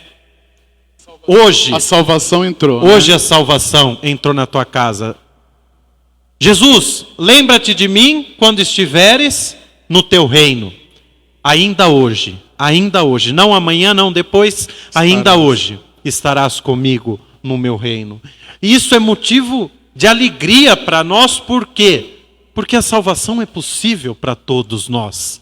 A salvação é para todos. Aqui na nossa vida, nas nossas atitudes, nos nossos pensamentos, nas nossas relações, o Senhor nos salva. O Senhor nos conduz à salvação. O tempo traz consigo, o hoje traz consigo a salvação que vem de Deus. E é bonito isso, porque nós entendemos a salvação no hoje, mas este hoje não no nosso tempo cronológico, mas no Kairos, no tempo de Deus que age hoje e agirá de maneira eterna, né, com a segunda vinda de Cristo. Christian, quem que ganhou o outro prêmio? Se tem mais alguma pergunta para irmos encerrando. Vamos sim. Tem mais um brinde que a gente vai sortear, mas aí eu vou deixar com vocês, para que vocês pensem, por favor, numa questão, daquilo que vocês abordaram hoje, para que alguém responda. Não seja muito fácil, tá? E aí eu volto no finalzinho para a gente sortear nosso último brinde, tá bom? Mas quem ganhou o brinde, esse brinde que está na minha mão aqui, tá? Quem ganhou essa Bíblia maravilhosa, vou pedir a ajuda de vocês também, Padre Fernando ou o Diácono João, falem o número para mim de 1 a 12. Já que estamos falando de evangelho, né? O número 12, que é simbólico, pode ser, mas daí é muito, muito evidente. São 4 evangelhos, um só Senhor, Vai, João, escolhe desses 3. Ó, só para explicar, mandaram as fotos para mim, eu tenho todas essas fotos, depois eu vou passar para a equipe essas fotos, e aí eles vão fazer um trabalho de divulgação, de agradecimento para quem mandou essas fotos. Ótimo. Muito obrigado, antes de mais nada, fotos lindas, e aí eu numerei todas as fotos, né? Todas as pessoas que mandaram de 1 a 12. Vamos ver então, número 7, é a plenitude Número do Espírito. 7. Número 7 é o Fernando. Deixa eu ver se eu acho aqui da onde que é o Fernando. Que nome lindo, Fernando. Não é o Padre Fernando, não. Vamos ver aqui se eu consigo pegar aqui o número dele. Ó, daqui a pouco eu passo. Daqui a pouco eu passo o número aqui. Parabéns, Fernando. Já, Fernando, ó, vai ser encaminhada essa Bíblia para você. Muito obrigado a foto que você mandou da sua família. Isso quer dizer que vocês estão assistindo em família. Quem mandou está assistindo em família. Esse é um dos nossos objetivos, para que a família de vocês possa ser evangelizada, tá bom? E a Bíblia, ela tem um motivo, né? A gente quer que vocês leiam mais a Bíblia, que vocês se aprofundem mais. Conhecer a Bíblia, entender a Bíblia, nos aproxima de Deus. Esse é o nosso objetivo. Fernando Edith, que está escrito aí. Ai, vamos ver aqui. Porque fora lá de Buri, e Buri, todos têm a Bíblia pastoral deles. É isso que eu ia dizer divulga agora. o trabalho lá de Buri. Em Muito Buri bom. nós temos um projeto, o João está ajudando nessa etapa, de leitura. É projeto Católicos Lendo a Palavra, ficou Buri Lendo a Palavra. Então, leituras, nós já fizemos a leitura do Evangelho, tem lives explicativas no meio, são textos explicativos, tem sido muito bom. Nós fizemos o Novo Testamento, depois o Pentateuco, e agora nós estamos nos livros históricos, Josué, Juízes, Ruth, 1º e 2º Samuel, que é uma parte bem complexa. Tem sido uma bênção. E todos com amor, né? Muito amor, muito carinho. Fernando, Edith Maria, Maria Fernanda, Seu Dito e a Dona Edith. Ai, que belezinha, abraços. Perfeito. É o Mas Fernando daí que vocês doam, né? O João vai falar outro número, porque lá em Buri, com muito carinho, sem obrigar, todos compraram a palavra de Deus. Quem vai na igreja compra a Bíblia. Acho que não precisa nem falar outro número. Vamos fazer assim. A Josi ganhou. A Josi tem Bíblia, né? Claro, é óbvio que ela tem. Fernando Edith também tem Bíblia. Ele vai ser entregue para eles e eles vão doar a Bíblia para alguém que não tem. Tudo bem, Fernando? A Josi, na verdade, ela também mandou uma foto da família dela. Só que ela tá sozinha na casa, ela mandou uma foto da família. É bonito de ver. Mas o que isso quer dizer? E ela já falou, se eu ganhar, nem me fala, né? Porque ela quer doar. Então a gente entrega pro Fernando, para a Josi, e eles entregam para alguém que não tem, doam para alguém que não tem Bíblia. Então, minha gente, nós vamos, já à guisa de conclusão... Só um pouquinho, João. Ó, temos mais um brinde, o último brinde. E aí, por favor, vocês têm alguma pergunta para esse povo? Aí, quando eu voltar, vocês respondem para mim, tá? Se a resposta estiver ok, certinha, você já leva mais um brinde para casa, tá bom? A minha pergunta é: qual o significado das anunciações no Evangelho de Lucas? Da anunciação de João Batista e da anunciação de Jesus. Qual o significado, qual mensagem nos traz? Faz um resuminho aí de 7 linhas e manda no WhatsApp do Christian. É bem típico de professor. Mas para a gente concluir, vamos fazer um esquema de divisão do Evangelho de Lucas. Mas se você tiver com papel, caneta, quiser anotar, senão a gente pode divulgar depois. Nós podemos dividir o Evangelho de Lucas no seguinte esquema. Primeiro, a infância de Jesus, capítulo 1 e 2. Anúncio do nascimento de João e o de Jesus, o Messias que nasce de uma mulher, visita de Maria a Isabel. Isabel é a antiga tradição, enquanto Maria é a porta de entrada para a nova aliança. A infância de Jesus. Segundo, ministério de Jesus na Galileia, do capítulo 3, versículo 1, até o capítulo 9, versículo 50. Enquanto o João vai falando, nosso cameraman aqui vai tentar focar no roteirinho. Qual câmera? Vamos lá, pode continuar, João.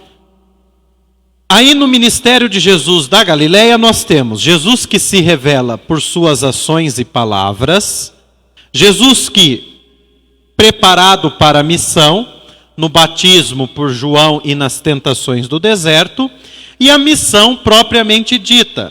Ele é Salvador e Senhor da história. Depois, Jesus sai da Galileia e vai para a Judéia. Então, o terceiro esquema é viagem para Jerusalém. Capítulo 9, versículo 51, até o capítulo 19, versículo 28. Onde nós temos as parábolas de Jesus. Jesus ensina a rezar a oração cristã, a oração do Pai Nosso. Não deu certo? Mas eles vão mandar uma foto nos comentários do... Eles vão tirar foto e postar no comentário. Mas pode continuar. Então, viagem para Jerusalém, as parábolas de Jesus. Jesus ensina a rezar a oração do Pai Nosso, a oração cristã, e a parábola da misericórdia. E, finalmente, o cumprimento da missão. Lucas 19, versículo 29, até 24, versículo 53. A atitude de Jesus no templo, paixão, morte e ressurreição, e a presença na comunidade cristã com o relato dos discípulos de Emaús. Resumindo, antiga, nova e eterna aliança, salvação para todos, misericórdia, Jesus sempre caminhando, curando, levando o bem, e agora a cruz e a ressurreição, que o Evangelho de Lucas é o que tem mais detalhes no pós-ressurreição.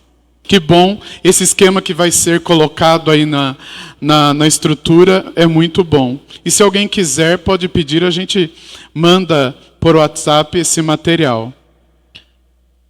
Então, minha gente, a nossa gratidão a vocês que nos acompanharam, nossa gratidão à equipe da PASCOM aqui da paróquia São Roque de Itapeva, nossa gratidão ao padre João Kleber, que cedeu a igreja, que cedeu a equipe para nós, nossa gratidão à PASCOM da Diocese, que ajudou na divulgação, nossa gratidão ao Ministério de Música, ao Christian, que vai cantar também agora no final. Nossa gratidão ao padre Fernando, sempre disposto a nos ensinar sobre a palavra, um homem apaixonado pela palavra, é doutor em Bíblia, né? Gente, Bíblia, na teologia, a área mais difícil de estudar é Bíblia. Ninguém quer estudar Bíblia. Ninguém, só quem tinha um freio antigo, que dava aula, um freio idoso que dava aula para nós, já nos seus 80 e poucos anos, ele dizia assim, a gente ia fazer um trabalho de conclusão de curso, a gente fala, você vai falar sobre o quê? Frei, vou falar sobre liturgia. Você vai falar sobre o quê? Frei, vou falar sobre pastoral, vou falar sobre catequese, vou falar sobre teologia dogmática. Mas ninguém fala de Bíblia, ninguém quer estudar Bíblia, porque é difícil, é difícil. Mas não e é nossa impossível. diocese é privilegiada, porque agora, se Deus quiser, até o meio do ano, o padre Fernando, ele vai ser doutor em Bíblia, defender a tese de doutorado em Bíblia, em Sagrada Escritura. Então, nossa gratidão a ele e gratidão a todos nós. Nós que agradecemos o João, que estude Bíblia também. Fica a dica. E aí, Christian, quem fez uma boa pergunta? Muito bom, muito bom. Olha, eu juro que eu estou no caminho, viu? Amém. Eu não sou, mas eu sou amigo do doutor, né? Isso já é muito legal. Então, eu gostaria muito, e aí ficar perto dele, participar da live, faz com que a gente se aproxime da palavra de Deus e, por consequência, do próprio Deus. Vamos ver se a resposta da Letícia Ribeiro está correta. Ela foi a primeira a enviar a resposta, tá? Trazem mensagens de paz, parábolas comparativas para expressar melhor como as pessoas devem agir com relação ao mundo e ao próximo. Anuncia o nascimento e vida de Jesus. E aí? Mais alguém mandou alguma resposta? Foi só a Letícia. Só a Letícia.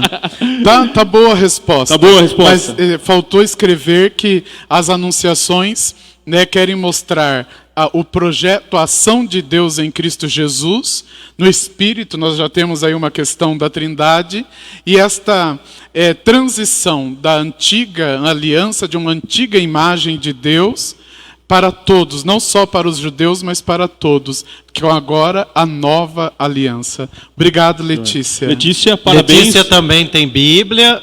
Olá. Eu sei disso. Sim, ela tem, é a mãe fiel dela lá tem, em Buri, o pai dela tem. A família inteira está sempre ali no projeto, sempre participando da comunidade. Letícia, arrume alguém para doar essa Bíblia. Ó, esse é o prêmio. Vocês perceberam que vocês ganharam, mas vocês não ganharam nada, né? Mas tudo bem. Vocês podem ficar com a Bíblia nova, que vocês acabaram, ó, Bíblia, tradução oficial da CNBB, e aí vocês doam a Bíblia de vocês, como vocês acharem melhor, tá? Mas é o padre que está falando, tem que seguir as ordens do padre, por favor, tá bom? Tá certo. O importante é evangelizar. Evangelizar. E quanto mais nós difundirmos a palavra, quanto mais intimidade e conhecimento tivermos com a palavra, mais evangelizando nós estaremos. A nós mesmos, à igreja e a todos aqueles que se encontrarem conosco e com quem nós nos encontrarmos. Muito bom. Vamos tocar uma música só? Vamos. Animar esse finzinho? Porque eu tenho certeza que foi muito bom. Nós vamos dar a bênção, pedir para o padre dar a bênção, e aí toca a música e nós encerramos. Maravilha, maravilha. E teremos mais, não, Cristian? Vamos. E aí a muito equipe bom. diocesana, a Paróquia São Roque, topa, né? Porque daí podemos pegar alguns temas específicos, não todo um livro, mas é uma bênção. Estudar a palavra é uma missão nossa. Eu quero conhecer a Bíblia, eu quero conhecer a palavra, sentado, dormindo, não vai. Né? Deus inspira, tem que estudar, tem que... mas não sei ler, mas tem como. Mesmo. Deus age das diferentes maneiras. Muito obrigado. E Vamos pedir a intercessão da Virgem Maria, ela que foi a primeira a ouvir a palavra, ela acolheu Jesus no seu ventre, no seu coração, para que ela ensine a cada um de nós também a sermos homens e mulheres da palavra de Deus. Ave Maria, cheia de graça, o Senhor é convosco. Bendita sois vós entre as mulheres, e bendito é o fruto do vosso ventre, Jesus. Santa Maria, Mãe de Deus, rogai por nós, pecadores, agora e na hora de nossa morte. Amém. Recebamos a bênção para encerrarmos. que Deus Todo-Poderoso nos abençoe, nos guarde. Amém. E nos faça ouvintes, praticantes da palavra, em nome do Pai, do Filho e do Espírito Santo. Amém. Muito obrigado, obrigado a vocês. E cantemos.